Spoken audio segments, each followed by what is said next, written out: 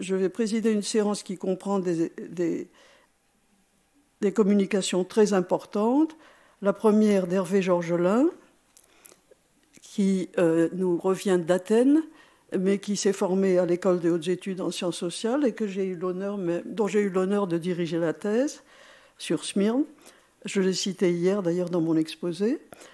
Suivi de Michel Abitbol sur le sujet colossal, objet de débat interminable sur la DIMA. Et enfin, de Californie, nous écouterons Ethan Katz, qui a fait des travaux de terrain, si je puis dire, quoi qu'il soit historien, sur les relations entre juifs et musulmans en France aujourd'hui, mais qui présentera quelque chose sur l'Algérie pendant la Seconde Guerre mondiale. Alors, je crois que maintenant nous avons le quorum et que Hervé Georgelin peut commencer sa communication sur Juifs dans le regard des autres, la situation en Turquie neutre pendant la Seconde Guerre mondiale, qui enchaîne somme toute avec l'exposé d'Emmanuel Chourek tout à l'heure. Oui, alors bonsoir. Comme on dit en Grèce, il ne veut pas rester. C'est pas grave, on va le laisser par terre.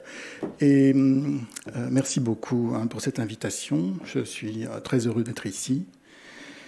Et j'ai trouvé que c'était très intéressant jusqu'à présent. Alors on va essayer d'être un peu à la hauteur. Les autres, on m'a demandé, quand on m'a invité, d'essayer de porter mon attention en particulier, non pas sur l'État lui-même, mais sur des regards de biais horizontaux, comme Madame Valency l'a dit hier. Donc, ma première idée, pour commencer, c'est que le mot de Turquie, l'existence de cet État-nation lui-même n'est pas du tout une évidence. C'est un nom qui a été donné par les autres à cet État, d'abord, et puis, en tout cas, donc, à l'Empire ottoman dans le premier temps, et puis... Mustafa Kemal s'est résolu à accepter ce nom, alors qu'en fait il aurait peut-être préféré Anadolu. Mais donc ça n'est pas du tout, la nature nationale de cet État n'est pas quelque chose qui va de soi. Et il est le résultat d'un processus politique, d'une volonté politique. Et cette volonté se heurtait à une réalité très différente. Donc là, je ne prends qu'un aspect des choses. La présence des Arméniens dans l'espace qui est aujourd'hui celui de la Turquie. Donc il faut bien imaginer que la Turquie est un État très vaste. C'est plus grand que la France, 700 000 kilomètres carrés. Alors que la France, c'est 550 000. Parce que vous entendez souvent des propos comme quoi la Turquie a été amputée de plein de choses. Bon, c'est quand même un État tout à fait considérable. Le problème, c'est que jusqu'en 1914-1915, les rêves de constitution d'État national se heurtaient à une réalité démographique qui ne convenait pas à cet idéal. Alors, vous avez ici la représentation spatiale des Arméniens dans l'Empire ottoman. J'aurais pu prendre une autre carte, celle des Grecs orthodoxes dans l'Empire ottoman. Vous auriez du bleu partout, à gauche, alors qu'ici, c'est plutôt à droite. Voilà. J'aurais pu aussi tenter de trouver une carte avec un autre coloris. Vous choisirez lequel vous-même pour signifier les Juifs. Alors, c'est plus compliqué parce qu'ils sont moins nombreux, ils sont surtout urbains. Donc, si vous voulez, ces cartes-là, elles fonctionnent bien quand on est à un stade pratiquement de constitution d'État-nation. Voilà, donc déjà une différence entre l'histoire des Juifs en Turquie, en Empire ottoman et en Turquie, et l'histoire des Grecs orthodoxes et des Arméniens dans ce même espace. Un rapport de nombre différent, mais par exemple, à Constantinople, les choses sont plus équilibrées. Alors, il est important de comprendre que Dans l'historiographie arménienne, la plupart des voix sont des voix qui peuvent quand même s'apparenter au ressentiment, dans la mesure où la perte de l'État fin 1375 est un deuil impossible. Et l'envie de constituer un État-nation est généralement partagée par mes collègues historiens. Ce qui induit une certaine perspective sur l'existence des autres. À l'inverse, quelque chose qui peut-être est mieux connu ici, un auteur à succès, que je trouve très sympathique par ailleurs. Et donc, j'imagine bien qu'elle n'est pas majoritaire et qu'elle n'est pas l'unique voix du monde juif, mais elle parle, au contraire, cette personne, donc Delphine Orviller, de la fluidité du rapport à l'espace dans le monde juif, même dès le départ, puisque l'ancêtre mythique vit en Mésopotamie et a juste une promesse, mais pas un territoire qui lui est donné dès le départ. C'est d'ailleurs, pour le meilleur ou pour le pire, un peu le destin des populations juives, et très tôt. On ne reste pas, même en Palestine enfin trouvée, on s'éparpille, et très rapidement. Et donc ça donne lieu à des phénomènes d'acculturation qui ne sont pas connotés forcément négativement. Donc vous devez le savoir mieux que moi, mais l'araméen remplace l'hébreu dans le langage parlé spontané, mais également il y aura d'autres acculturations vers le grec, et on a parlé tout à l'heure, quelqu'un a évoqué les romagnotes, romagnotes qu'on retrouve dans la population juive de l'Empire ottoman, en Grèce actuelle également, donc des juifs, mais de langue maternelle grecque. Ils ont été, dans le cadre de la Turquie, complètement absorbés par les séfarades. Voilà, et donc il y a des juifs en Turquie, comme il y en a partout, et c'est normal, et normalement ça n'est pas un sujet de drame a priori. Parce qu'aussi, il y a une place dans la façon d'être juif au monde, apparemment, pour un pouvoir politique qui n'est pas juif. Ça n'est pas quelque chose d'anormal. Et on sait faire face à ça, et on sait composer avec cette chose-là. Mais évidemment, il faut que l'État non juif en laisse la liberté. Donc, des comparaisons qui reprennent aussi des idées que je viens de donner. Normalement, chez les Juifs, il y a pas mal de gens qui savent penser la dispersion. La diaspora juive n'est pas une anomalie de l'histoire. Ça n'est pas la seule fin n'est pas de retourner à Sion. La référence à l'an prochain à Jérusalem est forte, mais parce qu'elle est symbolique, ou inversement. Il n'y a pas de prosélytisme, il y a acceptation du pouvoir non juif, comme je l'ai dit, et finalement, l'islam convient assez bien à cette acceptation du pouvoir gentil. Et évidemment, le grand truisme, c'est la comparaison avec l'Espagne de la Reconquista, où là, il n'est pas possible de négocier. Ça se finit généralement très mal. Alors, en revanche, et là, j'ai un auteur qui est très érudit, Benjamin Lelouch, j'espère que je ne me suis pas trompé sur l'orthographe, tendrait à mitiger la positivité de cette image de l'accueil ottoman après l'expulsion d'Espagne. Alors, à l'inverse, dans le monde arménien, il faut me croire un petit peu sur parole, mais après, on peut ouvrir une discussion. Il y a relativement peu de gens pour penser la dispersion comme quelque chose de normal. Je vous ai donné 4 noms d'intellectuels d'origine arménienne qui, comme par hasard, ont étudié en France, sont devenus des adultes en France. Marc Nichanian, Martin Ovanessian, Génial Tounian. Grigor Beledian est libanais, mais il vit en France depuis très longtemps.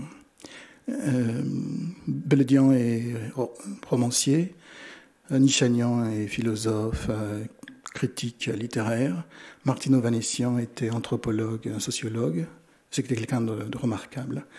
Et Janine Altounian est essayiste et très inspirée par la pensée de Freud. Voilà, et je pourrais continuer. Donc globalement, la perte de la Pädagogium, de la statehood, et le trauma qui est entretenu. Donc si vous allez dans un cours, comme je me le suis infligé cette année, d'arménien classique, il y a une grande catastrophe en 1375, et puis tout le reste est une conséquence directe de cette chose-là. Ça empêche... j'ai vraiment été influencé par Madame de Valency, ce qu'elle a dit hier soir. Ça empêche la perception d'autres époques. Puisque tout s'est arrêté, tout s'est arrêté et tout n'aurait pas dû avoir lieu, tout le reste. Donc évidemment, comme relation à l'histoire et même plus largement à la vie, c'est compliqué. Et 1915, qui est l'effacement de la première carte que je vous ai montrée, convainc, apporte comme une justification à cette centralité de l'État. C'est ça qui nous a manqué, c'est ça qu'on doit constituer, et c'est ce à quoi on doit œuvrer. Alors ça oriente l'historiographie produite, et puis ça donne la possibilité à ce petit État dans le Caucase de prendre en charge et de formuler comme il le veut l'histoire arménienne à travers siècles.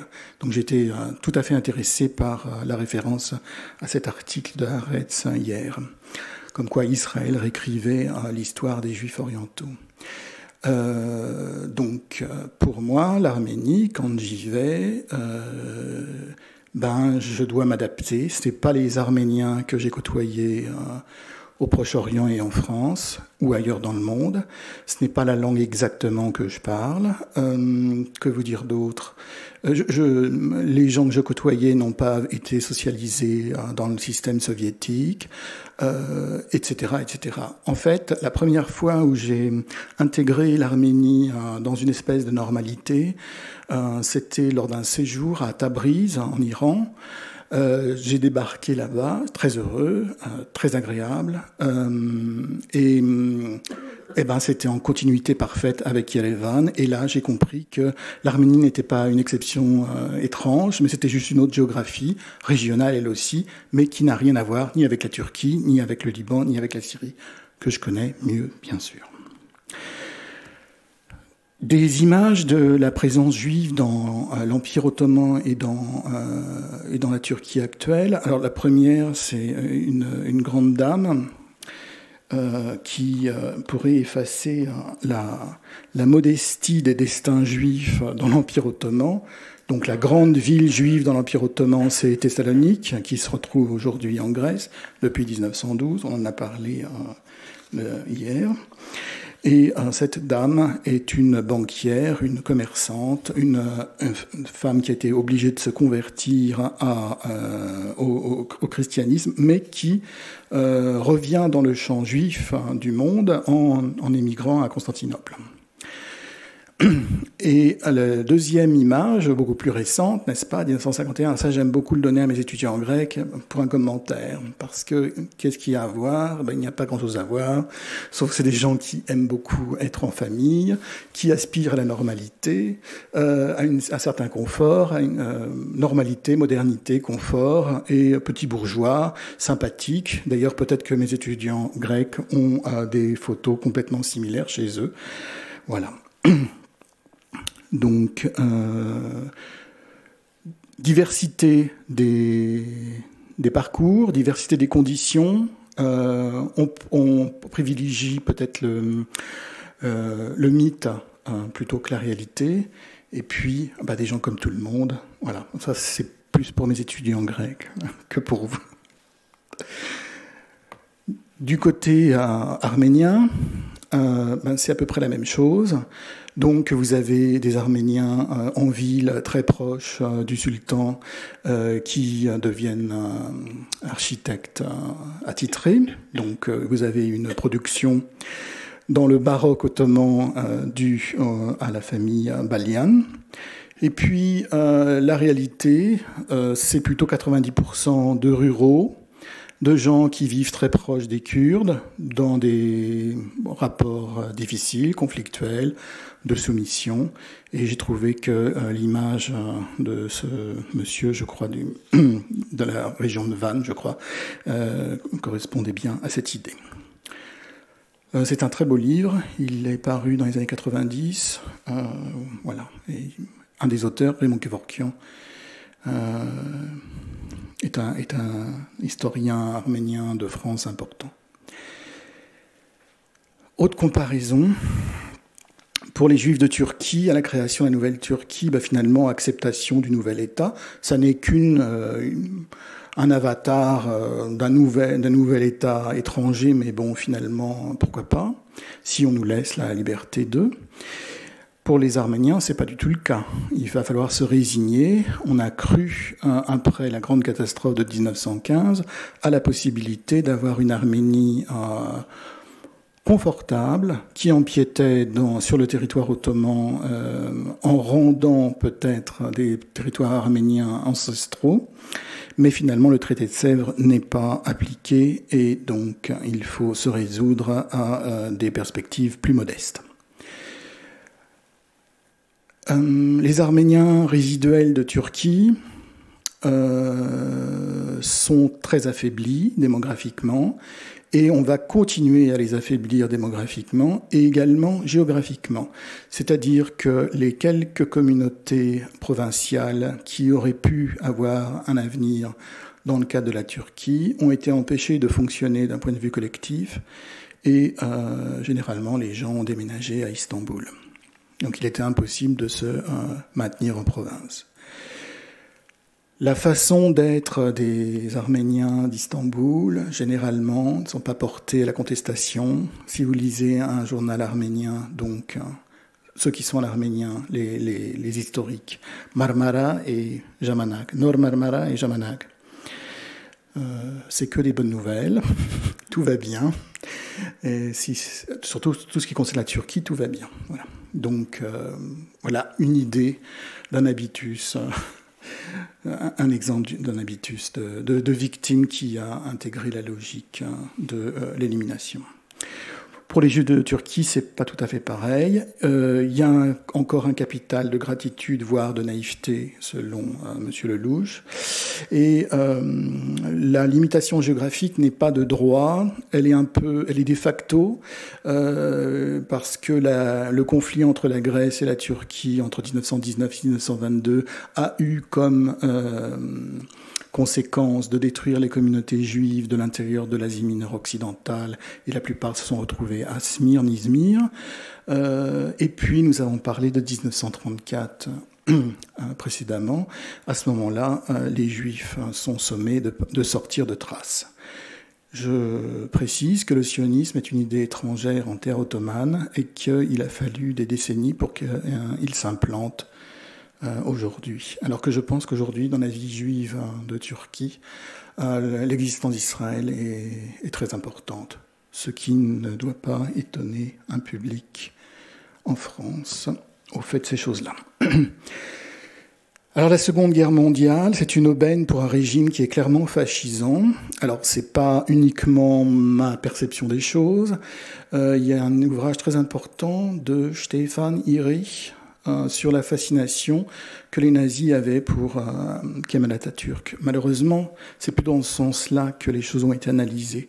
L'importance en tant qu'État fasciste et très proche de l'Italie, qui pouvait fasciner les Allemands. Et on attendrait évidemment un bon ouvrage sur le phénomène inverse. Le but est de se débarrasser des corps étrangers. On est très prudent. On a retenu la leçon de la Première Guerre mondiale et on ne veut surtout pas être dans le camp des perdants. Alors il n'y a pas de répétition de 1915, dans la mesure où il n'y a pas de camp d'extermination. C'est un orage qui va passer, mais ça on peut le dire a posteriori. Pendant l'orage, les gens ne le savaient pas, et en particulier pour les Arméniens, les gens avaient extrêmement peur de ne pas rentrer chez eux. Je vous dirai en quoi plus précisément. 2 outils pour affaiblir la population des minoritaires, la fiscalité, un impôt sur la fortune, Varlık vergisi, donc c'est un nom qui peut vous paraître légitime selon vos sympathies politiques, mais le seul petit problème, c'est que le taux était en fonction de votre appartenance communautaire. Donc là, pour les Arméniens, c'était 230%. Donc là, je ne sais pas comment ils ont fait pour payer même une fois. Les Grecs orthodoxes, 160%. Les Juifs, 180%. Vous voyez, plus que les Grecs quand même. Donc les Donmets aussi ont eu un droit à payer quelque chose, et de relativement élevé, mais bien moindre. Et les possédants musulmans étaient imposés à 5%. Ce ne sont pas des choses qui sont inconnues. Ça a été déjà exposé en 1951 par Faik Ökte, qui était lui-même un agent du fisc turc à Istanbul, et qui a écrit un ouvrage qui s'appelait Varlık vergisi faciası, soit le drame du Varlık vergisi. Donc ça, c'est une chose. La deuxième chose, c'est la conscription. 20 classes d'âge d'hommes, donc 20-40 ans, donc... je vous rappelle que c'est l'âge où normalement on est le plus tonique, le plus fort, le plus énergique, et donc on est enlevé à sa famille et à son milieu. Je voudrais dire, et c'est pour ça que j'ai mis cette illustration, qu'il y a une production en turc sur ces sujets. Mais je voudrais dire aussi que c'est pas parce que le monde intellectuel frétille et a envie d'étudier ces choses-là que ça a un impact sur la réalité sociale. Donc mon petit titre là est un peu provocateur. Il y a une grande finesse de perception anthropologique de la part de l'État turc. Si on détruit les hommes, on affaiblit le groupe de façon définitive. Et c'est eux qu'il faut viser en premier. Et en 1915, c'est comme ça que ça se passait. Donc, certains jeunes gens vont passer 5 ans de leur vie sous les drapeaux, sans porter les armes. Ils sont versés dans des bataillons de travaux publics. Mais tout était organisé pour les épuiser. Il n'y a jamais eu un pont, une route, un bâtiment qui a été construit par ces bataillons. Alors, le terme employé est euphémistique. Nafia, c'est utilité publique. Et je trouve que c'est vraiment quelque chose d'important dans le cadre turc. C'est la perversion du langage qui me rappelle la perversion de la langue allemande, comme l'a décrite Victor Klemperer. Voilà. Donc, qu'est-ce que ça veut dire d'être versé dans ce genre de bataillon ? C'est la promiscuité, c'est le manque d'hygiène, c'est l'absence de soins médicaux, c'est un ravitaillement insuffisant, des brutalités, des insultes, etc., etc. Alors, comment je sais ces choses-là qui sont un peu... au niveau du quotidien, eh bien, j'ai eu l'avantage et l'obligation morale de préparer l'édition scientifique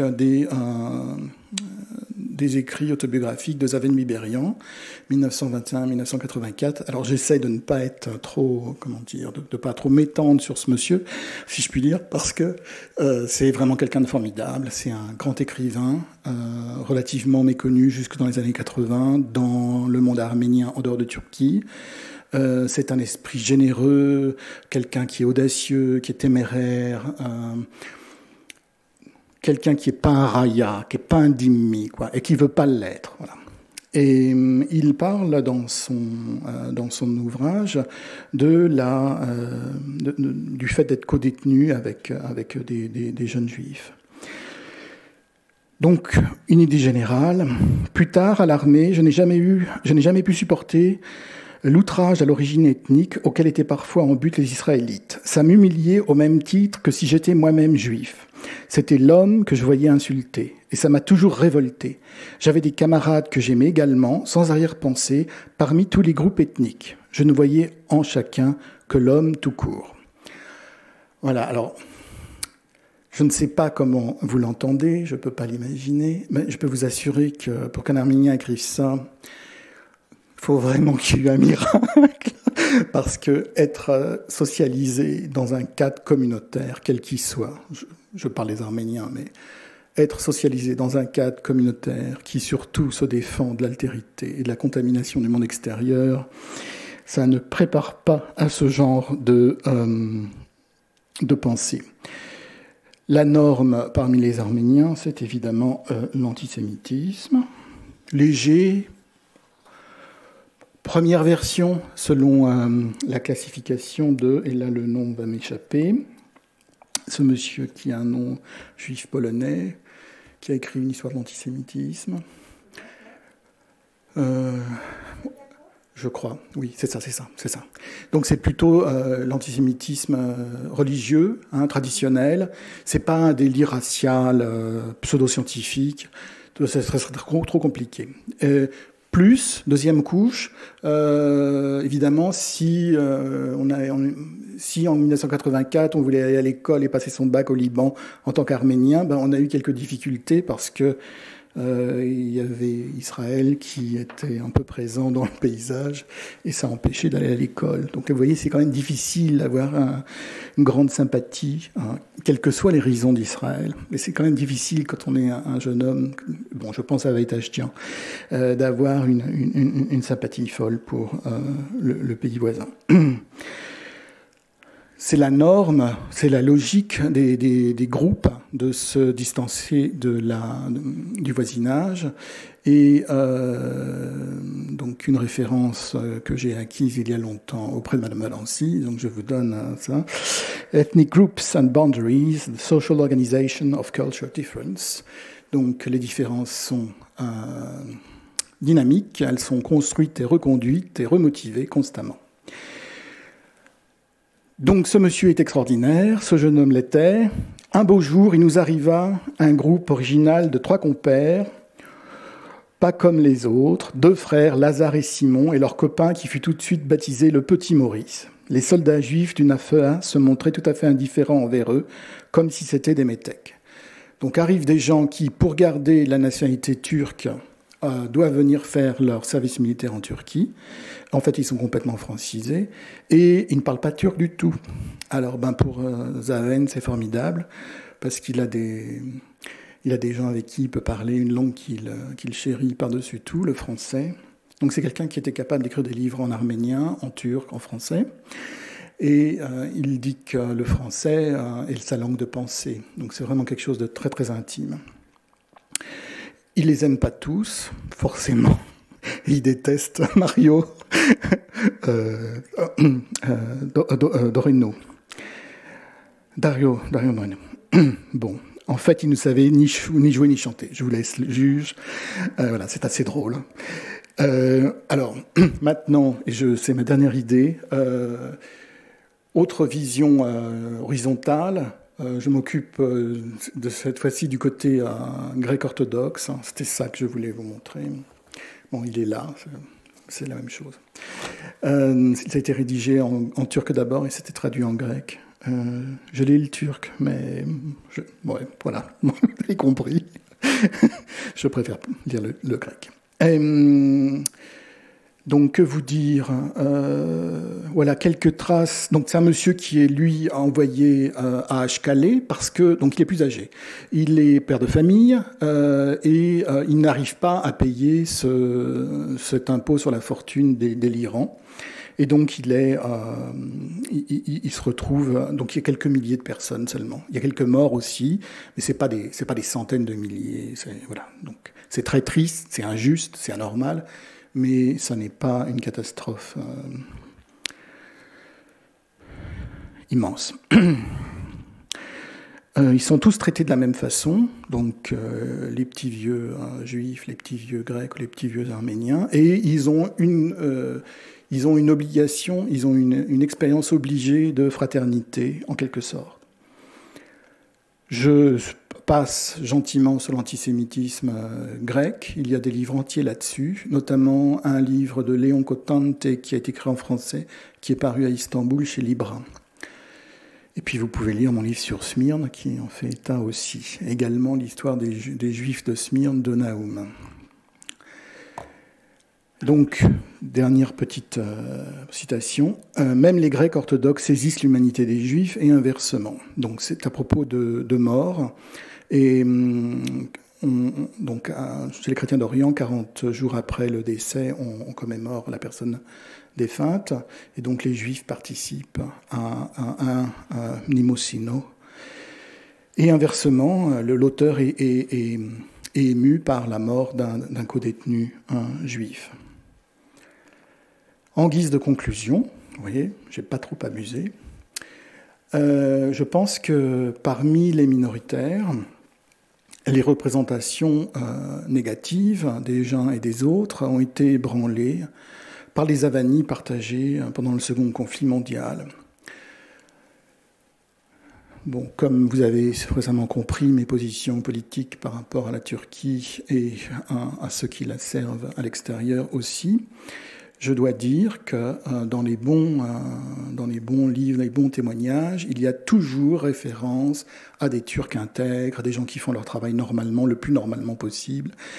Voilà. Seulement, ces gens qui croyaient en vertu démocratique de la Cumhuriyet, de la République, sont en déphasage complet avec l'élite de l'État qui travaille à l'élimination des halogènes. Alors, M. Héberger a demandé hier, s'est ri un peu de la question qu'on lui posait constamment, mais combien reste-t-il ? Eh bien, il en reste très peu.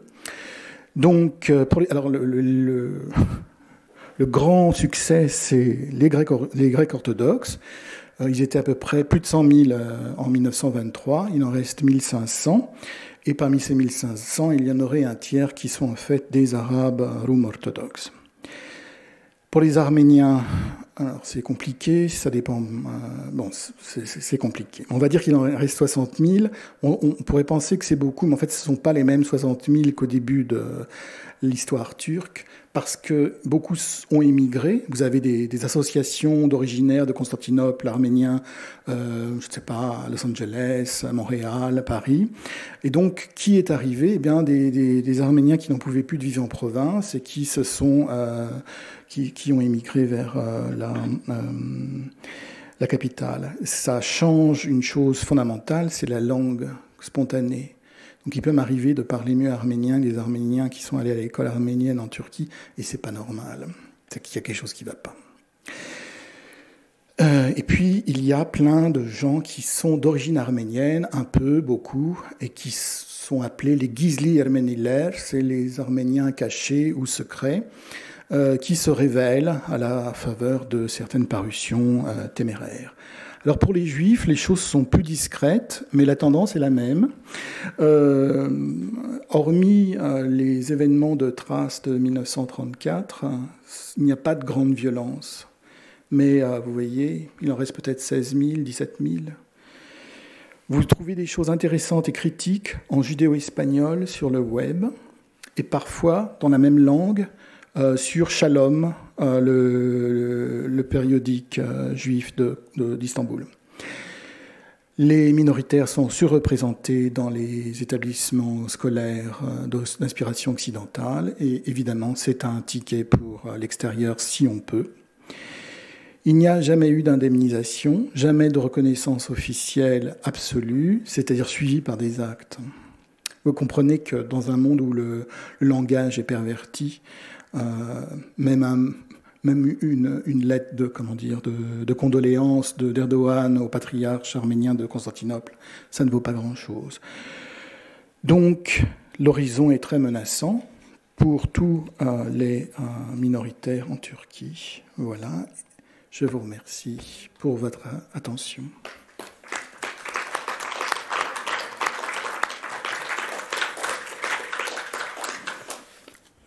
Bonsoir. Avant d'entrer dans le vif du sujet, à savoir la question de la dima au 19e, 20e siècle, je voudrais juste faire deux remarques préliminaires. La première, c'est les premières relations, comme vous le savez certainement, entre le prophète et les Juifs ont été orageuses. mais elles ont été précédées d'une très brève embellie d'une année, en 622, quand le prophète qui s'est réfugié à Médine et qu'il a voulu créer sa Oumma, la nouvelle nation islamique, cette nation incluait aussi bien les juifs que les polythéistes qui pouvaient pratiquer leur religion suivant un verset très impérissable du Coran, pas de contrainte en religion, aux juifs leur religion et aux musulmans la leur. C'est le fameux règlement de la Mecque, de Médine, pardon, ou Sahifa de Médine. Et d'ailleurs, les sourates médinoises écrites cette époque dans le Coran sont des sourates, sont des textes très bienveillants à l'égard des Banu Israël, des Juifs. Mais au bout d'un an, les relations donc vont se tendre entre le prophète et les Juifs. Et puis c'est la fameuse guerre de Médine contre les tribus juives de Médine. Le prophète meurt en 632 et puis commence, comme nous le savons, l'expansion de l'islam, d'abord dans la péninsule arabique, puis dans tous les pays voisins, depuis l'Espagne jusqu'en Inde. Et subitement, donc, les musulmans vont se retrouver avec une population majoritairement non musulmane, et comme ils ne disposaient pas, jusqu'à une date fort tardive, d'une administration arabophone conséquente, ni d'instruments légaux musulmans adéquats pour gérer une telle multitude, et leur souci principal était de s'assurer la loyauté de ces sujets. Dès lors, quand oubliant au passage la distinction entre polythéistes et gens du livre, ils commencent de façon très pragmatique par leur accorder à tous la liberté de culte. Il faut savoir que cette liberté de culte pour les Juifs n'était pas un rien, c'était un privilège inouï. Eux qui avaient été persécutés, aussi bien par les Byzantins que par les Hassanides, ils sont placés désormais au même plan d'égalité que les chrétiens et les zoroastriens. Eux qui n'avaient même pas le droit, pendant 6 siècles, d'entrer à Jérusalem, ils vont être autorisés par le calife Omar, et non seulement autorisés, ils vont aussi participer au déblaiement du mont du Temple. Ces bonnes dispositions de l'islam, après les événements, orageux des premiers temps sous Mohammed, des événements d'ailleurs qui n'ont jamais été, qui ne sont pas du tout cités dans les sources juives, à savoir ces guerres de Mohammed contre les tribus. Donc, pour les rabbins juifs, pour les rabbins et les mystiques juifs du 7e, 8e siècle, cette victoire d'Ishmaël sur Édom, n'est-ce pas, annonce l'avènement de l'ère messianique, et non seulement l'avènement du messianisme, mais c'est l'islam, où l'empire musulman est présenté comme ce 4e royaume qui, d'après le livre de Daniel, devait détruire les 3 royaumes précédents et préparer donc l'avènement du Messie. Ce qui explique donc que cet avènement de l'islam a été compris par les Juifs, a été saisi par les Juifs comme un événement historique de premier ordre, plus ou moins entrant dans leur catégorie messianique et dans leur catégorie historiosophique. Et en échange donc de cette tolérance, de la tolérance religieuse et de la protection que leur garantissaient les musulmans, les dhimmis vont être tenus à certaines obligations, dont notamment le fameux paiement de la jizya. Je voudrais dire à ce sujet que c'est pratiquement la seule mesure concernant les dhimmis qui soit citée nommément dans le Coran. Par la suite, les choses vont évoluer, en même temps que le développement du fiqh, de la jurisprudence musulmane, en même temps que la codification du Coran, pas avant le IXe siècle, et des hadiths qui, jusqu'au IXe siècle, aller dans tous les sens, et puis de la diffusion de biographies autorisées du prophète. Et c'est ainsi donc qu'à partir, disons, du IXe siècle, va se constituer ce corps de législation, de règlements concernant les dhimmi et qui vont être plus ou moins codifiés ou présentés par le fameux Pacte d'Omar, ce Pacte d'Omar qui est assez problématique d'ailleurs, mais moi-même, je pense que le meilleur résumé de ces règlements a été donné au Xe siècle par El-Mawardi, pour lequel, El-Mawardi, il y a en fait 6 principes qui entraînent l'annulation du ma, 6 principes ou 6 causes, plus exactement, qui pourraient entraîner la suppression de la dima. C'est l'interdiction de toucher au Coran par raillerie, et non pas de toucher au Coran, disons, pour lire ou pour le feuilleter, de fausser le sens du Coran, de parler du prophète avec mépris, ou de l'islam avec manque de respect, de toucher aux femmes musulmanes, oui, fût-ce dans le mariage, qui est interdit aux dhimmi, qui est interdit entre musulmanes et dhimmi, et non pas entre femmes dhimmi et musulmans, et puis de tenter d'éloigner le musulman de sa foi ou de porter atteinte à la vie des musulmans. Pour le reste, aussi bien le fameux guillard, le vêtement distinctif, etc., ce sont bien sûr des réglementations qui vont être appliquées et annoncées au fur et à mesure, qui vont être annoncées avec le temps, mais elles n'entraînaient pas l'annulation de la dima. D'autant plus qu'en fait, quand on lit, quand on regarde l'histoire de l'application de tous ces règlements, et comme Lucette Valency l'a relevé hier, il serait absolument erroné de considérer le statut des Juifs ou des dhimmi en terre d'islam comme un état de fait immuable, parce qu'il est régi par un texte légal. En fait, en islam, comme partout ailleurs, il y a toujours eu décalage entre la pratique sociale et la réalité légale, même quand celle-ci repose sur des prescriptions sanctifiées dans les textes religieux. Lors de certaines périodes, les califes eux-mêmes ne respectaient pas le pacte d'Omar et ils l'aggravaient par des mesures autocratiques, et par d'autres périodes, au contraire, aucune de ces règlements, aucune de ces mesures de ségrégation n'ont été appliquées. Donc, en dépit de tous les interdits contenus dans le pacte d'Omar, il n'y a eu qu'en fait que très peu de fonctions sociales et politiques qui furent totalement fermées aux Juifs. Une mixité sociale, il faut bien le dire, qui scandalisait aussi certainement les vieux oulémas, à l'exemple d'un cadi, le cadi Ibn Abidoun de Séville, à ses dires, je le cite, « Les villes andalouses du XIIe siècle étaient loin d'être des îlots de sainteté et de conformisme religieux. » C'était l'époque des Almoravides.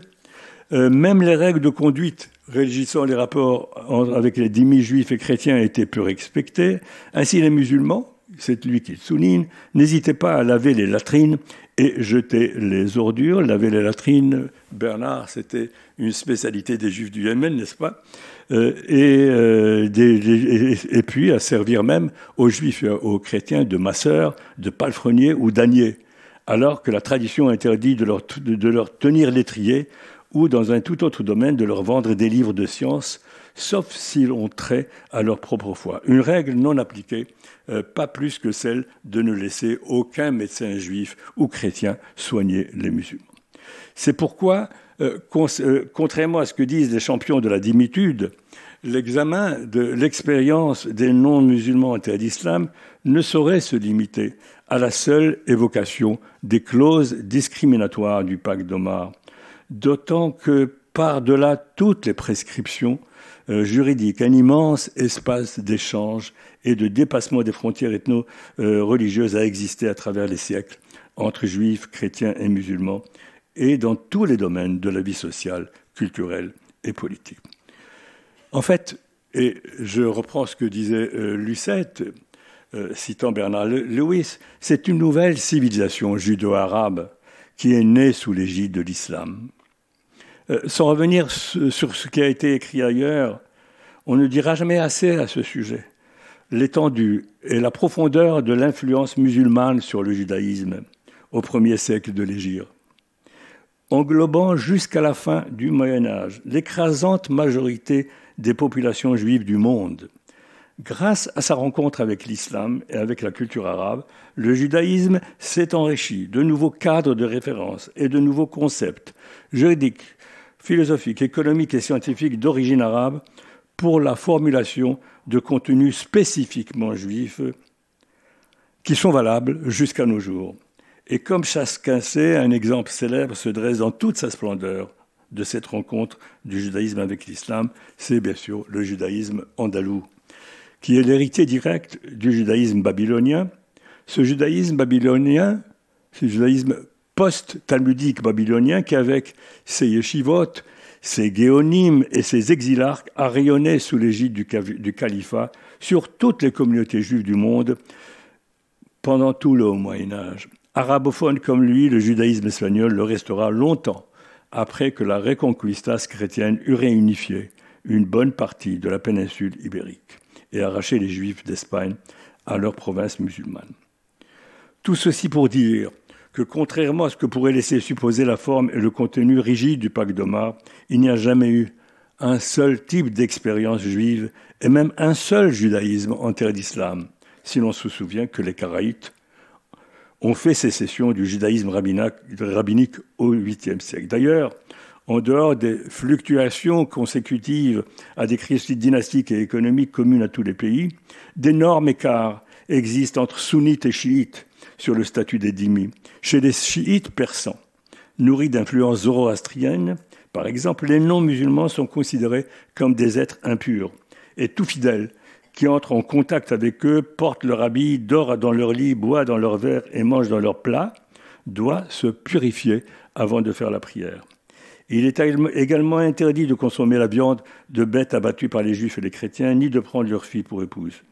Toujours en Perse, on est allé même, à la fin du XIXe siècle, jusqu'à interdire aux juifs dans certaines régions du pays de sortir de chez eux dans la rue par temps de pluie, de peur que l'eau ne véhicule les impuretés. Leur impureté, alors que chez les Haïdites du Yémen, dont on a entendu parler tout à l'heure, les orphelins juifs sont automatiquement enlevés à leur famille et convertis à l'islam. Chez les sunnites non plus, il n'y a pas unanimité sur le statut des juifs. Prédominant dans l'Empire ottoman, les hanafites se montrent des plus libéraux et dans les domaines du droit pénal et de la propriété, prescrivent une égalité complète entre musulmans et non-musulmans. Chez les Malikites du Maroc, les juristes de Fès de la fin du XVIe siècle, conduits par Elwan Charissi, se sont élevés comme un seul homme contre leur collègue de Tlemcen, Abdelkrim el-Marili, qui avait ordonné la démolition des synagogues du Touat et l'expulsion de ses habitants juifs.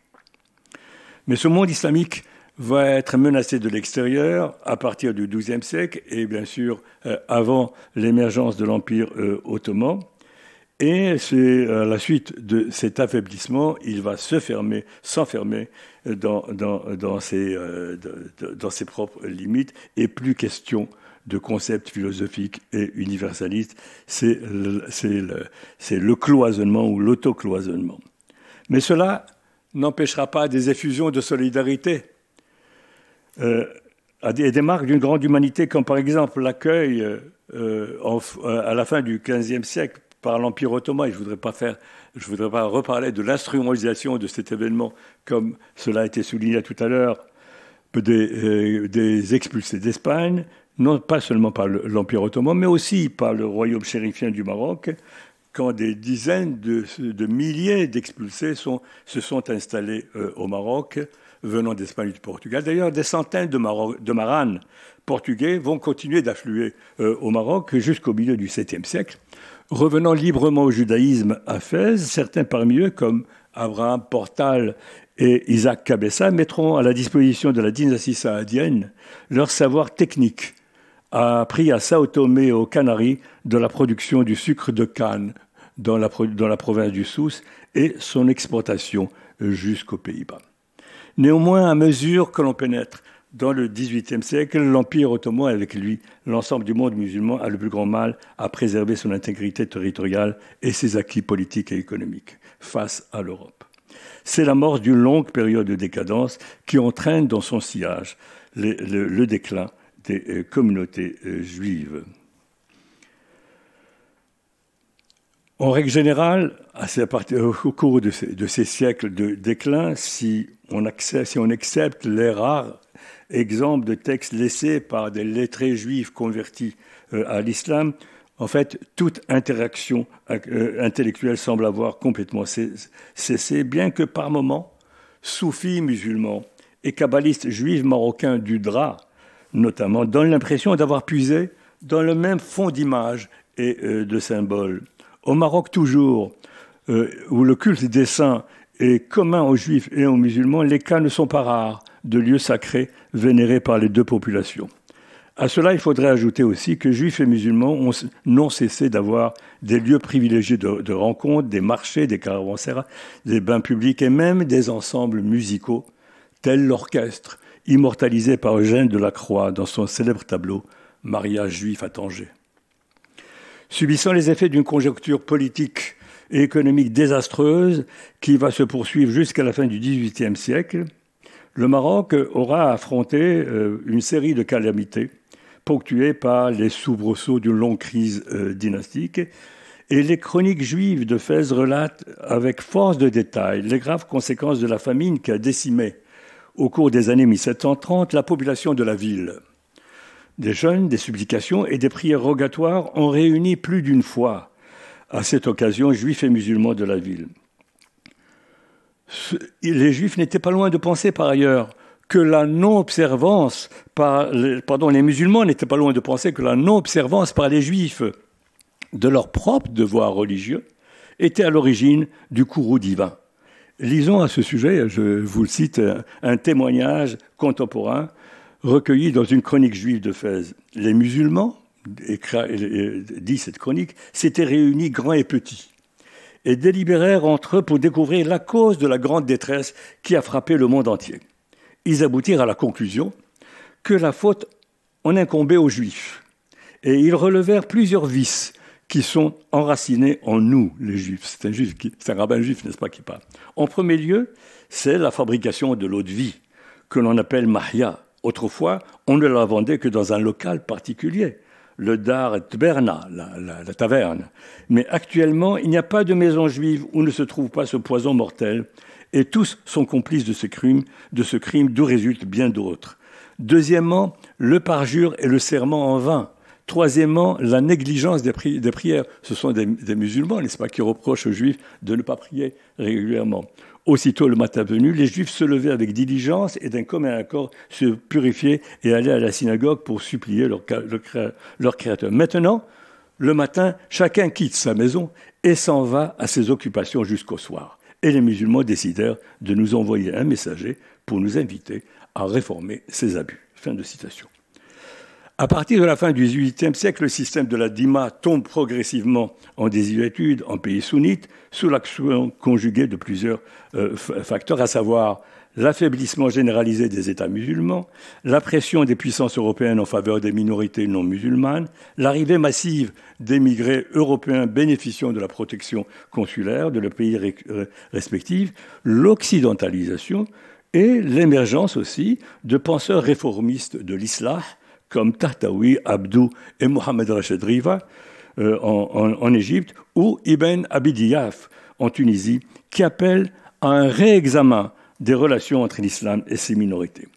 Comme souligne notre ami Abdelkrim Al-Lahri, Ibn Abi Diyaf, qui vécut entre 1804 et 1874, est le moins équivoque dans le regard qu'il porte sur les Juifs, qu'il nomme « nos frères en patrie », expression qui sera reprise d'ailleurs comme un mot d'ordre par ses disciples sous le protectorat. Le premier coup de pioche au statut de la Dima a été asséné par Bonaparte, qui, pendant la brève expédition d'Égypte en 98 et 1801, a aboli la jizya et les différentes dispositions du pacte d'Omar. Le système est rétabli aussitôt après le départ des Français, mais par la suite, il sera sérieusement ébranlé par les réformes des Tanzimat entre 1839 et 1856, qui établissent l'égalité complète entre tous les sujets de l'Empire ottoman. En d'autres termes, l'émancipation des Juifs dans l'Empire ottoman, une émancipation qui, il faut le souligner, est survenue donc bien avant celle des Juifs de Russie ou bien avant celle même des Juifs d'Allemagne. En résonance avec les Tanzimat ottomans, le khedive égyptien Saïd abolit en 1855 la jizya, puis procède largement à partir de 1956 au recrutement des Coptes dans son armée. L'année suivante, à Tunis, ce sera la proclamation du Had al-Aman, le pacte fondamental, qui établit l'égalité entre tous les sujets de la régence, abolit officiellement le statut de dhimmi et supprime l'habillement distinctif, à savoir la chéchia noire qui, soit dit en passant, ne fut jamais portée par les Grana, les Juifs tunisiens de souche livornaise. Il supprime aussi la corvée et substitue à la jizya l'impôt particulièrement impopulaire de la medjba, payé par tous les Tunisiens. Et ce commentaire, on ne peut plus pertinent d'Ibn Abi Diyaf sur le vêtement distinctif. La prescription d'une tenue spécifique pour les gens de la Dima n'a rien à voir avec les fondements de la religion. Le prophète n'a jamais changé la tenue des Juifs de Médine, ce qui est vrai. Hors de la sphère d'influence ottomane, l'influence du Tanzimat fut quasi inexistante au Maroc. Cette liberté, écrit le chroniqueur marocain An-Nasir Islaoui au lendemain du passage à Marrakech en 65 de Moses Montefiore, venu demander au sultan d'améliorer la condition des Juifs du royaume, suivant l'exemple ottoman. Cette liberté donc qu'ont établi les Européens est l'œuvre de l'irreligion, car elle comporte la destruction complète des droits de Dieu, des droits des parents et des droits de l'humanité. Néanmoins, les nouveaux citadins juifs qui avaient afflué en masse dans les villes commerçantes du littoral marocain, Tanger, Agadir et surtout Mogador et Saouira. Et je voudrais rendre hommage ici à André Azoulay pour l'action qu'il a entreprise pour la restauration de cette ville de Saouira à Mogador dans toute sa grandeur. À partir donc du début du XIXe siècle, ces nouveaux citadins juifs s'étaient affranchis d'eux-mêmes des codes de la Dima sans que personne ne leur en tint véritablement rigueur. Ceci fut particulièrement vrai de la petite bourgeoisie d'affaires qui, au contact du palais et des Européens, est devenue un facteur incontournable dans l'économie du Maroc. À l'exemple des Toujar Sultan, les négociations du roi de Mogador et Saouira. Une amitié réelle a lié les composantes juives et musulmanes de cette bourgeoisie marocaine de la deuxième moitié du XIXe siècle. Celles-ci sautent littéralement aux yeux à la lecture de leurs échanges épistolaires, des liens d'amitié qui trouvent leur expression dans les occasions les plus diverses de la vie quotidienne. Deuils familiaux, échanges de visites, séjours prolongés des uns chez les autres, la différence religieuse est un élément immuable du paysage culturel, mais on l'accepte à l'avance toutes ces implications sociales.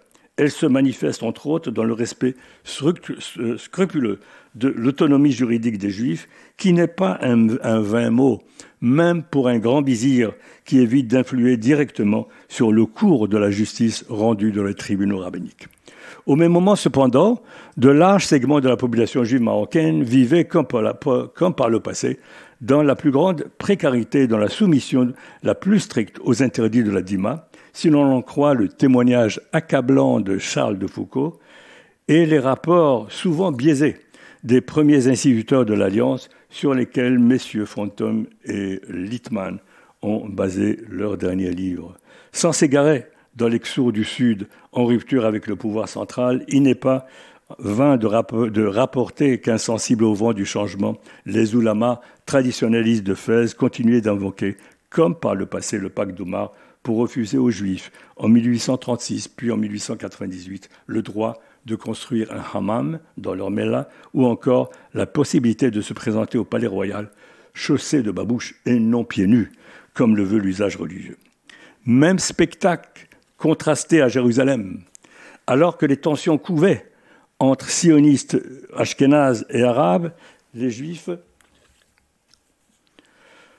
logeaient dans les mêmes quartiers que les musulmans de la vieille ville, ils habitaient dans les mêmes ruelles, ils se rendaient visite fréquemment, passaient de longues heures ensemble dans les bains publics et les cafés. Leurs enfants pratiquaient les jeux similaires et les samedis, les musulmans rendaient gracieusement service aux juifs et qui ont recours à leurs voisins pour s'acquitter de tâches comme l'allumage des fourneaux ou des bougies le Shabbat qui leur était interdit. Femmes juives et musulmanes portaient les mêmes vêtements traditionnels et se voilaient également le visage. Pour leur accouchement, elles faisaient appel aux mêmes sages-femmes juives, chrétiennes ou musulmanes. Elles partageaient la même croyance pour protéger leur nouveau-né du mauvais œil et les deux communautés éprouvaient le même respect pour les autorités religieuses qui suivaient les mêmes coutumes de deuil. Les pères de l'écrivain Aleph Bet Yoshua, Yaakov Yoshua, père de Bouli, n'est-ce pas, a eu ainsi comme professeur particulier de la langue arabe Khalil Sakakini, qui était un antisioniste virulent, mais qui ne refusa jamais de dispenser sa science à de nombreux élèves juifs dont il connaissait parfaitement les idées politiques qui allaient à l'encontre des siennes. Autre pays, autre vision, chez les Juifs du Maroc et du Machrek n'ont pas considéré avec la même gravité que leurs voisins musulmans l'empiètement européen, ni ressenti, à l'exemple de leurs coreligionnaires européens, le même besoin de s'assimiler à la culture locale. Une aliénation culturelle et politique qui, ajoutée bien sûr aux interventions tonitruantes des institutions juives européennes comme l'Alliance israélite et l'Anglo-Jewish Association, les ont rendus plus suspects encore aux yeux des musulmans, qui avaient tendance à les considérer globalement comme d'ingrats collaborateurs des pays européens. Ou comme l'écrit un historien marocain, Abdel Wahab el-Mansour, les Juifs ont abandonné la dîma de l'islam au profit de la dîma des chrétiens. Et pourtant, lorsqu'en 1870, l'Égypte tombe sous la coupe de ses créanciers européens, c'est un journaliste juif, Jacob Sanoua, qui clame haut et fort à la face du monde le slogan « L'Égypte aux Égyptiens ». Né au Caire en 1839 et ami très proche de Jamal Din al-Afghani et Mohamed Abdou, Sanoua s'est fait remarquer à partir de 1969 lorsqu'il a commencé à publier des comédies rédigées en arabe dialectal, dans lesquelles il se livre à une critique acerbe de la politique sociale de son pays. Dans l'ensemble, cependant, le dhimmi soumis et toléré, tout comme le copte égyptien et l'arménien et ottoman, apparaissent vers la fin du XIXe siècle comme des agents consentants de l'Europe. En conséquence, la dîma et le problème juif vont cesser d'être un problème strictement religieux pour prendre les contours d'un problème éminemment politique, aggravé à partir de la fin du XIXe siècle par l'apparition du sionisme et des premières colonies juives de la Palestine, dont ni les activités agricoles, ni l'accoutrement et encore moins le comportement ne rappelaient ceux de leurs colligionnaires européens. Donc une nouvelle approche du juif va ainsi prendre corps, qui va tirer sa substance non plus seulement des canons musulmans de l'altérité, mais aussi, et ceci est vrai davantage au Levant qu'au Maghreb, de stéréotypes véhiculés depuis le Moyen-Âge par l'antijudaïsme chrétien, puis par l'antisémitisme européen du IIe siècle. D'abord, le fait des chrétiens d'Orient, comme l'affaire de Damas, l'a amplement démontré en 1840. Cette nouvelle perception du juif sera partagée graduellement par beaucoup de musulmans qui, de manière surprenante, comme on l'a entendu tout à l'heure, finiront par accorder foi jusqu'aux accusations récurrentes de meurtres rituels proférées à l'égard des Juifs de Syrie, de Turquie et d'Égypte tout au long de la deuxième moitié du XIXe siècle, alors que rien dans la tradition musulmane ne puisse les justifier. Puis vient la colonisation, bien sûr, la colonisation qui va éloigner davantage les Juifs de musulmans, avec le cas exceptionnel des Juifs d'Irak, qui, les Juifs d'Irak, sont pratiquement les seuls à vouloir s'intégrer dans la culture musulmane et arabe. Puis arrivent les indépendances, bien sûr, Et avec les indépendances, c'est la création de l'État d'Israël, ce sont les guerres israélo-arabes, et puis c'est la Nakba palestinienne.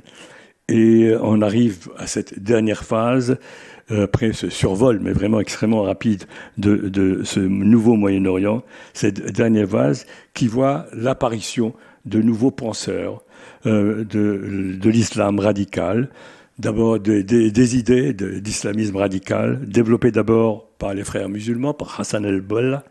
Elles vont être reprises, approfondies par l'indo-pakistanais Maoudoudi et surtout par l'Égyptien Saïd Qutb, le maître à penser en fait de l'islamisme radical contemporain. El-Maoudoudi propose une nouvelle lecture du Coran qui transcende passé, présent et futur. Et comme El-Maoudoudi, il soutient que sous l'influence du matérialisme occidental, de l'athéisme communiste, de la démocratie et du nationalisme, l'humanité est revenue à l'état de jahiliya, d'ignorance païenne qui avait caractérisé la société arabe à l'époque anti-islamique. C'est une époque donc caractérisée par la révolte de l'homme contre Dieu. Et pour éradiquer cette jahiliya, il faut passer par le djihad. Et l'obligation du djihad, dit Qutb, est applicable également aux dhimmis, aussi bien aux hypocrites qu'aux mauvais musulmans. Donc, c'est une rupture avec la tradition musulmane de tolérance avec les Ahl-Kitab, et il désigne les Juifs comme les ennemis de l'islam, soutenant que rien ne les différencie sur le plan doctrinal des polythéistes. Et puis, il poursuit par une immense tirade sur le complot juif, et en 1950, il publie même un opuscule, un pamphlet appelé au titre Ma'arakatuna ma'al Yahoud, notre combat contre les Juifs, où il reprend toutes ces accusations, et c'est là l'innovation où il cite nommément les protocoles des sages du Sion. Et il soutient que donc les Juifs, après avoir propagé les idéologies athées de leur invention en Europe et contaminé la culture européenne, ils se sont fixés pour objectif la conquête de la Palestine musulmane, puis celle du monde entier, afin d'en annihiler les dernières traces. C'est donc bel et bien d'un danger mondial qu'il s'agit, un danger qui ne guette pas seulement les pays musulmans, parce que derrière chaque chef musulman, dirigeant musulman se cacherait un comploteur juif, mais l'univers entier. Et puis, cette explication, n'est-ce pas un juif, Karl Marx, qui est le père de la doctrine du matérialisme athée, un second, Sigmund Freud, qui est derrière la doctrine de la bestialité sexuelle, et un troisième, qui est Émile Durkheim, qui est le théoricien de la destruction de la famille et de la sacralité des relations sociales. 3 juifs, 3 philosophes, auxquels les éditeurs saoudiens de cet ouvrage ont ajouté aussi, par gentillesse peut-être, Jean-Paul Sartre, qui ont tout en commun de vouloir l'affaiblissement du lien religieux, sinon la mort de Dieu. Dès lors, conclut Saïd Qutb, les Juifs sont bel et bien les ennemis de l'humanité et le Coran. Le premier avait révélé leur vice. Et je termine, Lucette, 2 minutes. Et cette thèse, n'est-ce pas, de Saïd Qutb, en fait, est reprise pratiquement littéralement dans la charte du Hamas de 1998. Israël, du fait de sa judéité et ses juifs, constitue un défi pour l'islam et les musulmans. Et le Hamas, cette charte du musulman, c'est assez curieux pour ne pas la citer. Elle cite un hadith qui est pourtant apocryphe. C'est le fameux hadith des arbres et des pierres, suivant lequel le prophète aurait prédit que la guerre entre l'islam et le judaïsme se poursuivrait jusqu'au jour du jugement dernier. Je cite, « L'heure ne viendra pas avant que les musulmans n'eussent combattu à mort les juifs et que les juifs ne se fussent cachés derrière les pierres et les arbres et que les pierres et les arbres eussent dit « Musulmans, serviteurs de Dieu, un juif se cache derrière moi, viens et tue-le. » Un seul arbre aura fait exception, le rarkad, qui est un arbre des Juifs. À ce sujet, quand le Hamas décrit les colonies juives, le Hamas raconte que ces colonies sont entourées d'arbres et comme par hasard, ces arbres sont appelés rarkad dans la presse du Hamas. Pour terminer, je voudrais souligner que mon but n'était pas d'évoquer par cet exemple du Hamas, le conflit israélo-arabe. Mon seul objectif est d'expliquer ou de me demander en fait comment, avec le temps, ce vieux statut de la dîma, qui au départ, comme le rappelle Antoine Fatal, ressemblait beaucoup au statut du client romain ou celui du métèque arménien, comment ce statut donc s'est transformé à la suite de la conjonction malheureuse de plusieurs facteurs issus de la rencontre orageuse de l'Orient avec l'Occident.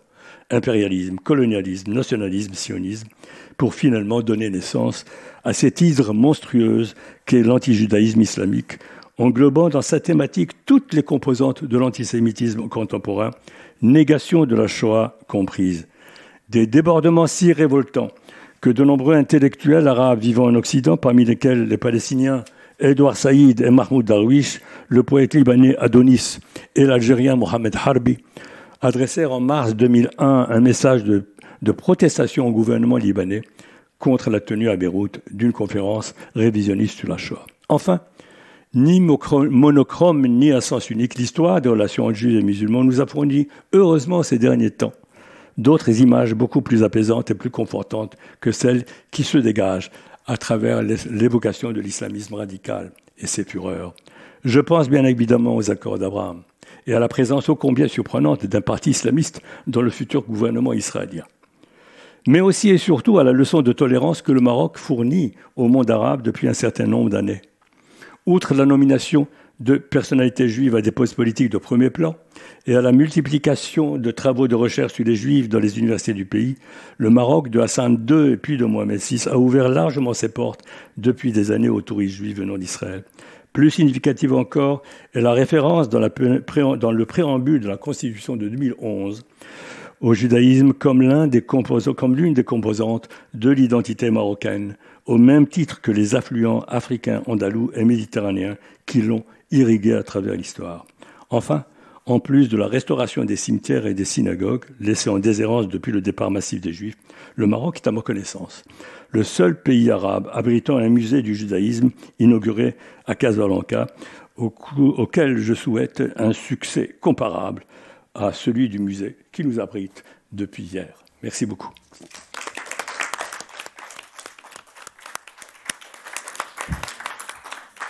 Nous n'avons qu'une petite demi-heure de retard. Donc, sans répit, nous passons à la communication de M. Katz qui nous attend en Californie. Merci, Michel. Merci beaucoup. Bonjour à tous et toutes. Merci aux organisateurs du set et Bernard de l'invitation. Je regrette que je ne peux pas là-bas en personne, mais je reste ravi d'être partie de cette colloque importante. Le 8 novembre 1942, les armées américaines et britanniques débarquent en Afrique du Nord pour lancer l'opération Torch. Excusez-moi, je voudrais partager mon écran.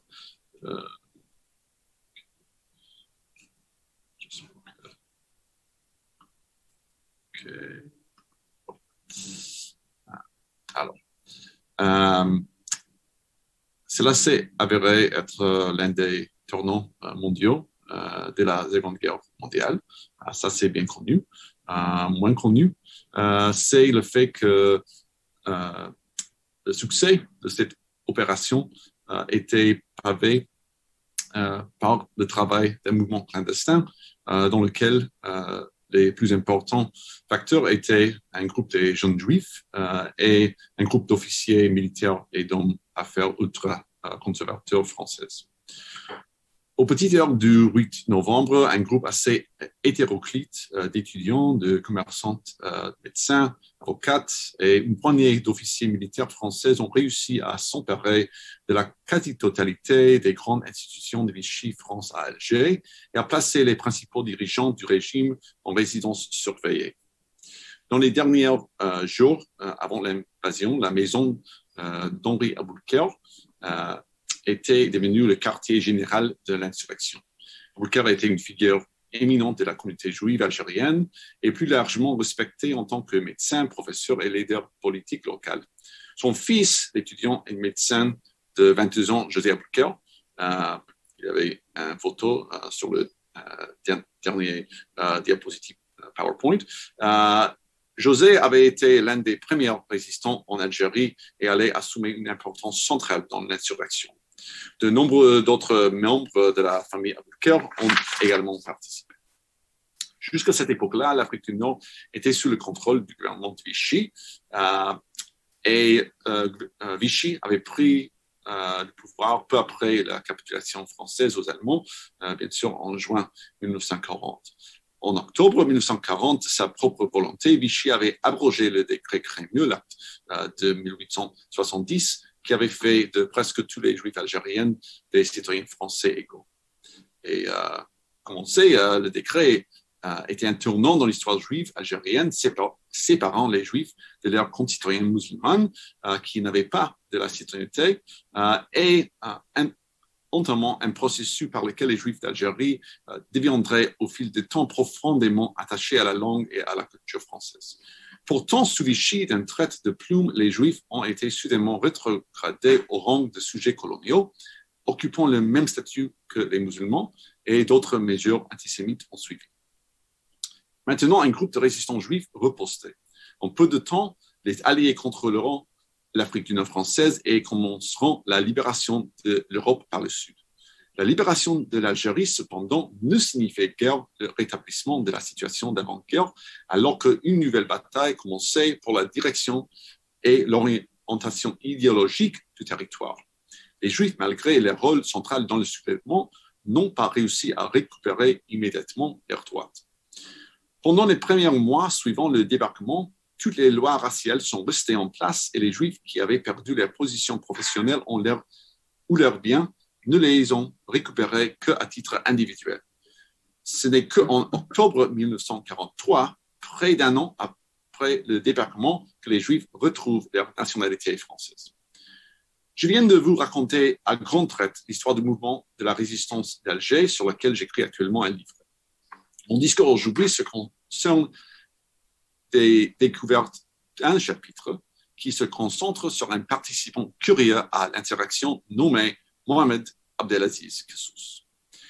Je suis tombé sur le nom de Kessous pour la première fois dans ce classeur gris-brun inusé qui se trouve aux archives à l'Institut d'histoire du temps présent à Paris et qui contient des listes des membres de l'Association de la libération française du 8 novembre, un groupe des anciens combattants du soulèvement. Parmi les centaines de noms majoritairement juifs maghrébins ou, entre guillemets, classiquement françaises, à l'intérieur, griffonnés à l'encre cursive bleue, on est frappé immédiatement par le nom de Kessous.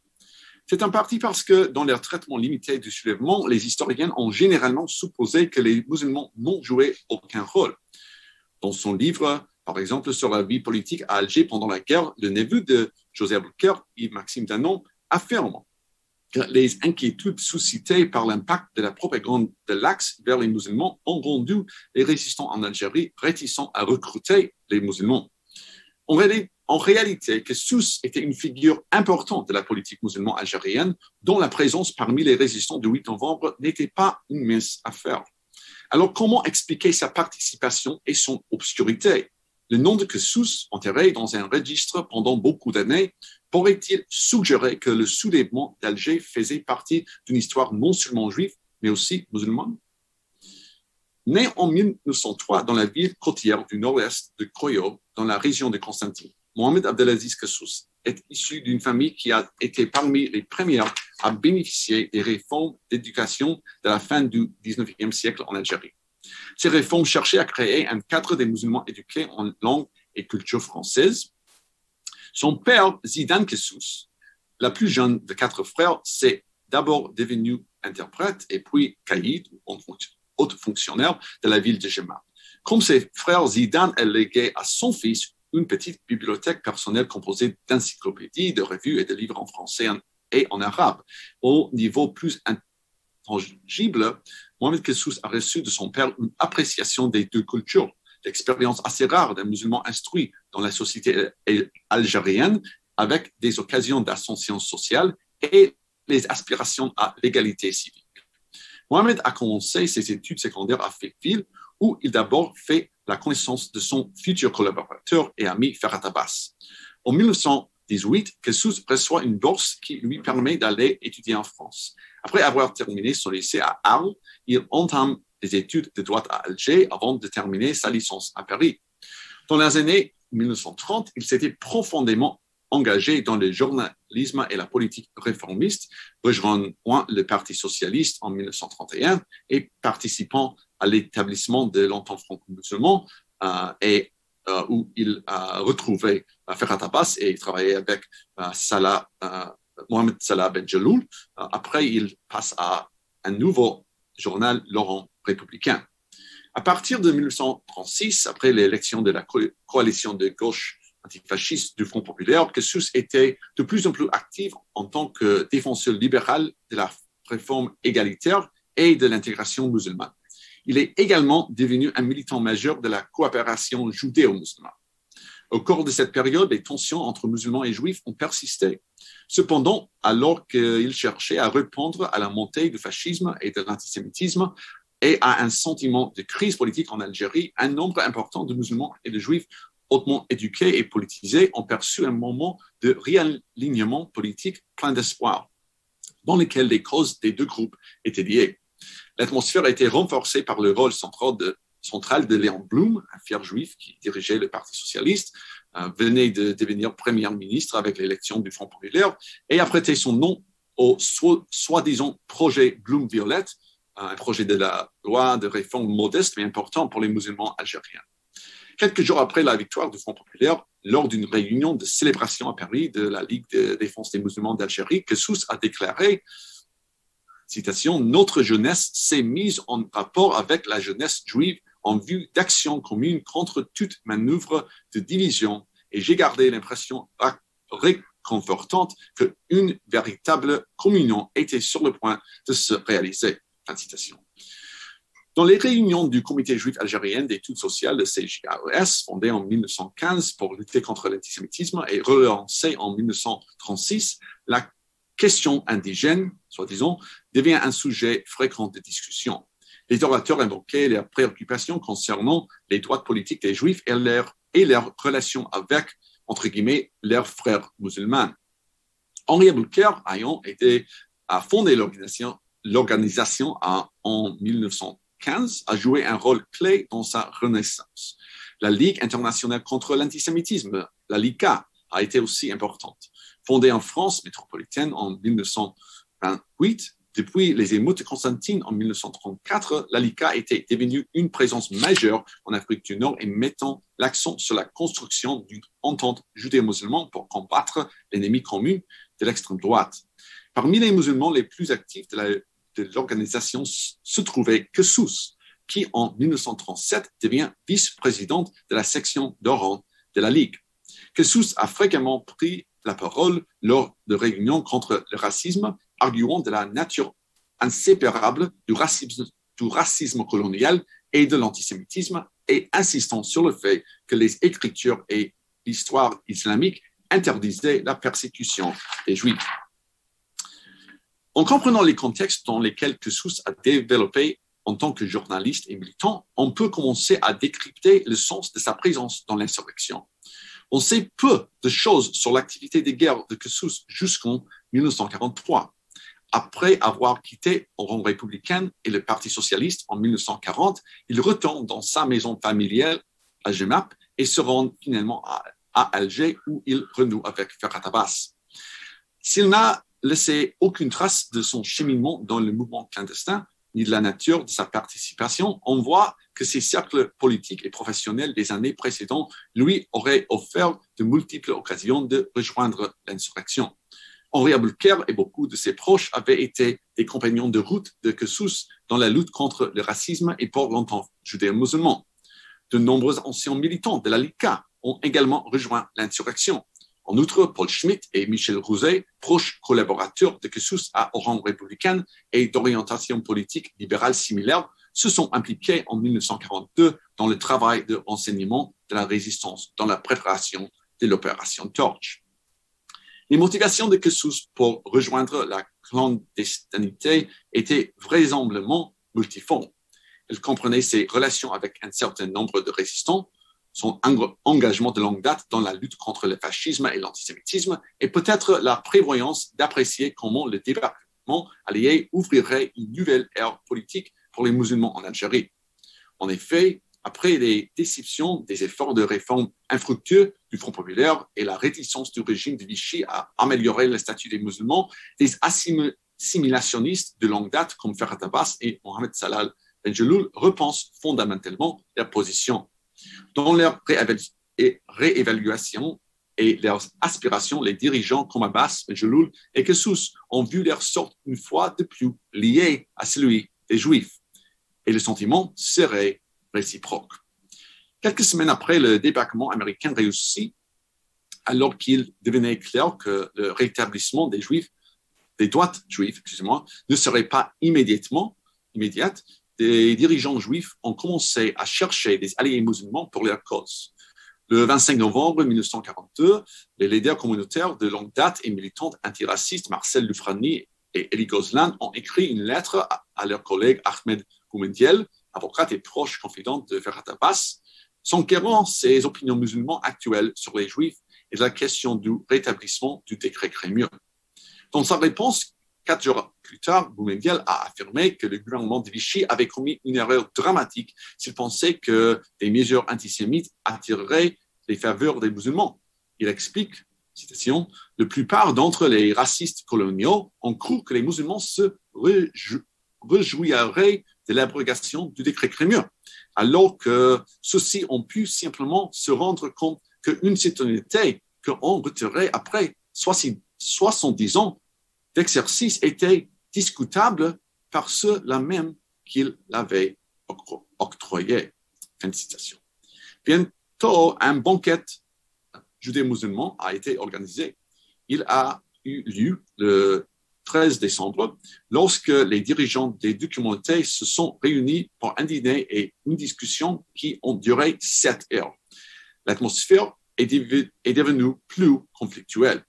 Un participant musulman, Abdelkader Hadou, a laissé déborder ses frustrations. Il s'est exclamé: « La vérité, c'est que le décret Crémieux a créé un véritable antagonisme entre juifs et indigènes. Les Israélites ont accepté cette situation privilégiée. Bien plus, ils se sont alliés à ceux qui exploitent l'indigène. Léon Blum, qui s'intitulait révolutionnaire, aurait pu, par décret, résoudre la question. Ils n'ont rien fait.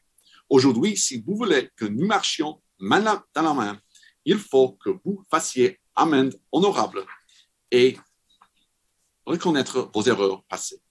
Vous vous tournez vers nous aujourd'hui parce que vous avez besoin de nous. Nous avons également besoin de vous. Vous représentez l'intelligence et avez l'habitude du pouvoir, mais pas des votes équivoques ni d'arrière-pensée. Si vous êtes rétablis dans vos droits sans que l'indigène partage ses privilèges, il y aura en Algérie une vague de fureur contre vous et l'antisémitisme des nôtres ne connaîtra plus de bornes. En conséquence, êtes-vous prêts à lier votre sort au nôtre et à n'accepter le rétablissement de vos droits que concurremment avec l'indigène? Ensemble, nous nous élèverons ou ensemble, nous resterons dans notre infériorité actuelle. À première vue, les positions de Hadou et Boumendiel semblent contradictoires. On fait cependant l'horreur de l'abrogation de la citoyenneté juive d'une part et les étangs d'une nouvelle orientation politique juive dans son sillage d'autre part pourraient coexister au sein de la même vision du monde. Pour les musulmans, les juifs étaient devenus, encore une fois, des indigènes, colonisés, subissant d'une discrimination fondamentale. Maintenant, pensait-il, les Juifs avaient vu le vrai visage de la France, le colonisateur oppresseur, et il ne devrait plus y avoir de hiérarchie, de statut ou de besoin entre Juifs et musulmans. En fait, la perte de la citoyenneté pour les Juifs a amené certains dirigeants musulmans qui réclament depuis longtemps l'égalité à reconsidérer complètement leur position. Cela apparaît clairement dans la plus importante traité politique algérien de la guerre. Le 10 février 1943, sous la direction de Ferhat Abbas, une charte de revendication est achevée, le manifeste du peuple algérien, qui rassemble les idées maîtresses de la plupart des grands groupes politiques musulmans algériens. Présenté au gouvernement général Marcel Pérouton le 31 mars, le manifeste a constitué un tournant pour Abbas et Benjeloul. Malgré le maintien d'un langage d'égalité basé sur les principaux républicains, ses exigences de citoyenneté et d'autonomie algérienne lui ont donné une connotation incontestablement nationaliste. Et un passage clé s'est ancré dans l'expérience des Juifs algériens. Désormais, déclare le manifeste, un musulman algérien ne demandera pas autre chose que d'être un Algérien musulman. Depuis l'abrogation du décret craigneux, surtout, la nationalité et la citoyenneté algérienne lui offrent plus de sécurité et apportent une plus claire et plus logique solution aux problèmes de son évolution et de son émancipation. Compte tenu de son talent d'écrivain, de son statut d'un des plus proches confidents d'Abbas et de ses préoccupations politiques particulières, il n'est pas surprenant que l'auteur principal de ce document ne soit autre que le participant musulman le plus notable au soulèvement du 8 novembre, Mohamed Abdel Aziz Kessous. À l'automne de 1944, en pleine libération de la France métropolitaine, alors que les musulmans d'Algérie continuent de lutter pour l'égalité, Kessous reprend les pages du bulletin de l'Association de libération de la France du 8 novembre 1942. Là, dans une rubrique intitulée « Musulmans algériens dans la résistance », il a cherché à renverser l'image, selon ses mots, des, entre guillemets, musulmans d'Algérie derrière Hitler. Il y avait aussi plus que quelques musulmans, a-t-il insisté, qui s'étaient levés, sans offrir le moindre indice sur son affiliation personnelle, excusez-moi, à l'insurrection. Il semblait décrire son propre effort pour transformer les vestiges de l'alliance antifasciste des années 30 en résistance en temps de guerre, quand il a écrit, citation, « Incompris par les co-religionnaires, suspectés par les colons de Vichy-Soie, traqués par la police, ils furent pas moins ardents que leurs camarades juifs et chrétiens dans leur opposition au régime de Vichy. » Fin de citation. Kessous a écrit spécifiquement, a-t-il expliqué, des fonctionnaires et des enseignants, des militants syndicalistes ou communistes emprisonnés qui, en ces mots, par centaines, affirment ouvertement leur anti-hitlérisme, tandis que par milliers, les musulmans, citation, à l'exemple de la majorité des Français, dissimulèrent la rage au cœur, leur irréductable opposition à Vichy. Avec cet article, Kessous semblait lier sa participation à l'insurrection et son activisme constant en faveur des droits des musulmans. En 20 ans, l'opposition d'autres musulmans à Hitler, il a laissé entendre que pour lui aussi, résister aux côtés des Juifs était un moyen de continuer à prouver leur justificatif antifasciste et de se montrer ainsi que ses confrères musulmans dignes des exigences politiques naissantes qu'il aidait à articuler. L'expérience de la perte de leur citoyenneté et les nouvelles exigences qui leur ont été adressées par les dirigeants musulmans au lendemain de la torche ont forcé les Juifs à affronter comme jamais auparavant une réalité inconfortable. Ils étaient, dans la formulation récente et bien utile de Michael Rothberg, des sujets impliqués, en anglais « implicated subjects », c'est-à-dire leurs droits en Algérie étaient liés à une hiérarchie juridique et raciale qui élevait les Juifs aux dépenses des musulmans.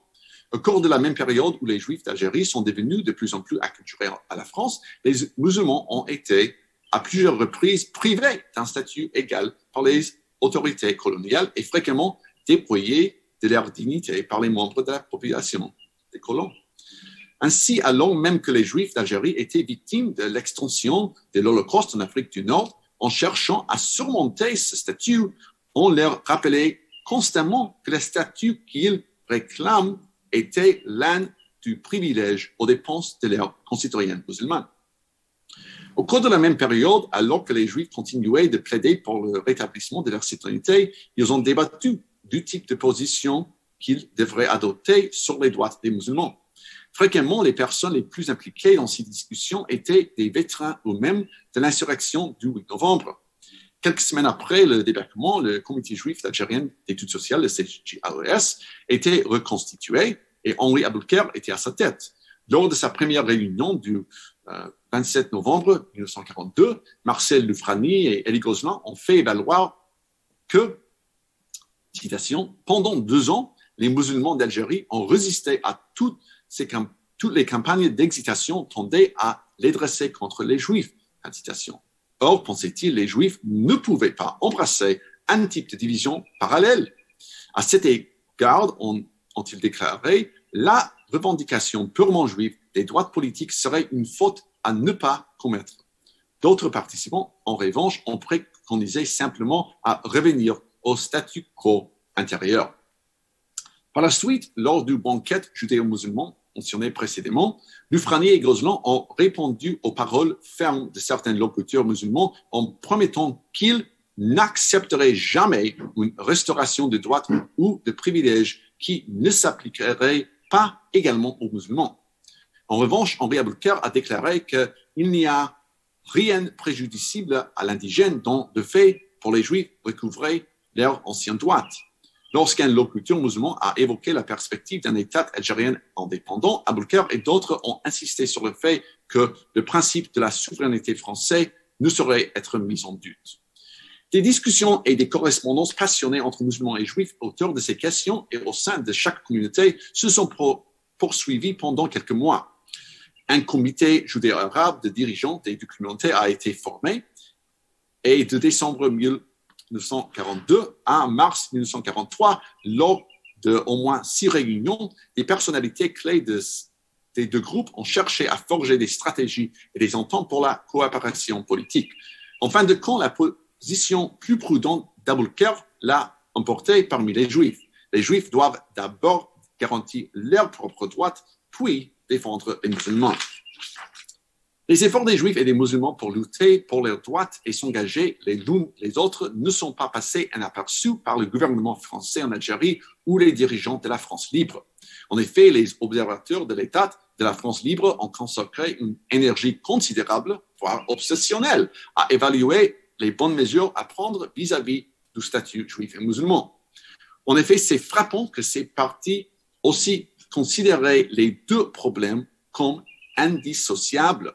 Chaque fois qu'un administrateur ou un observateur rédigeait un rapport ou une note concernant l'abrogation du décret Crémieux, entre guillemets, ou regardait le, entre guillemets, statut juif, il accordait également une grande attention aux attitudes et aux droits des musulmans. 2 questions apparemment contradictoires préoccupaient les auteurs de ces rapports. D'abord, juifs et musulmans formaient-ils une alliance hostile à l'État français? La peur n'était pas entièrement nouvelle. Maintenant, cependant, la perte de statut de la part des Juifs et les appels croissants des musulmans à l'autodétermination ont introduit la possibilité sans précédent d'une déloyauté juive envers la France. Cependant, une deuxième question était plus fréquemment posée, à savoir à quel point il serait risqué d'émanciper à nouveau les Juifs en temps de guerre, étant donné ce que les rapports décrivent souvent comme, entre guillemets, l'ancienne animosité traditionnelle manifeste ou cachée des musulmans à l'égard des Juifs. Certains officiels soutenaient plus précisément, comme l'écrivait l'orientaliste Robert Montaigne dans une note d'août 1943, qu'il existait des, citations, difficultés à peu près insurmontables dans lesquelles la France se trouverait placée au point de vue militaire pour continuer son effort de guerre si la question des droits politiques des Juifs venait à agiter les masses musulmanes. Fin de citation. Un certain nombre de rapports publiés au cours de l'été de 1943 ont exploré la possibilité de créer des critères de citoyenneté en Algérie qui, tous en même temps, permettraient à pratiquement tous les Juifs de retrouver leur statut en exprimant une telle préférence, d'ouvrir la citoyenneté aux musulmans qui remplissaient ces critères et de laisser la place aux musulmans qui souhaitaient rester régis par la loi religieuse de rejeter la citoyenneté. L'adopter, cependant, s'avère plus facile à dire qu'à faire.